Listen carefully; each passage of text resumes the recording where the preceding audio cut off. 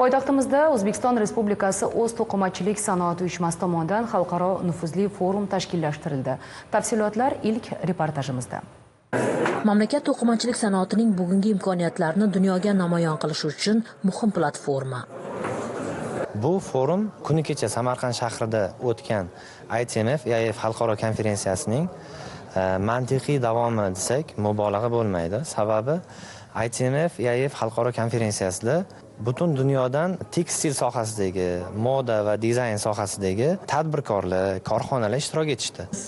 O'zbekiston to'qimachilikning umumiy ishlab chiqarishdagi ulushi 5 yil ichida 17,2% ga ko'tarilib, uning sanoat sektoridagi roli sezilarli kengaygan. Bugunga kelib O'zbekiston yalpi ichki mahsulotining 9,2% aynan sanoat hisobiga to'g'ri keladi. To'qimachilik sanoatiga bag'ishlangan nufuzli tadbirning o'tkazilishi O'zbekistonda hozirda bu yo'nalishda juda ijobiy o'zgarishlar ro'y berayotganining isboti. O'zbekistonda matoning nozik qiymatiga erishish borasida sezilarli yutuqlarga erishildi. Biz xalqaro mehnat tashkiloti bilan o'z tavsiyalarimizni beramiz. Bu to'qimachilik mahsulotlarining yanada raqobatbardosh bo'lishiga xizmat qiladi. Prezident Mirziyoyev O'zbekiston to'qimachilik mahsulotlarini eksport qilish bo'yicha mamlakat oldiga ulkan maqsadlarni qo'ygan. Xususiy sektor va xalqaro tashkilotlar ishtirokisiz buni amalga oshirish oson bo'lmaydi. Bu yo'lda sizlarga omad tilayman. Forumda aytilishicha, O'zbekiston 2023-yilda 3 milliard dollardan ortiq to'qimachilik mahsulotlarini eksport qilgan.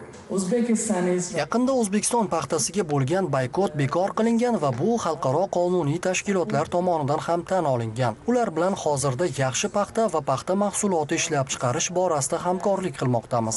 Birgalikda bir nechta dasturlar ham bor. Bu hammasi emas. Bugun to'qimachilik sanoatimizda xilma-xillik bor. Oxirgi 8 yilda mamlakatimizda sanoatning bu turi keskin o'sishni ko'rsatmoqda. 2017-yilda ushbu ishlarni boshlagan vaqtimiz bilan solishtiradigan bo'lsak, biz eksportdan tashqari Ozarbayjon va boshqa qo'shni davlatlardan import qilishni boshladik.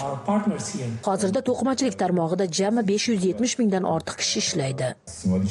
Bugun o'tkazilayotgan forum ilk marotaba 2023-yilda Xitoyda tashkil etilgan bo'lib, dunyo bo'ylab milliy to'qimachilik uyushmalarini birlashtirish va yangi g'oyalarni birgalikda ilgari surishni maqsad qilgan. Motabar Nurmuhammedova, Farruh O'tbasarov, Zohidjon Mamasoliyev, Toshkent.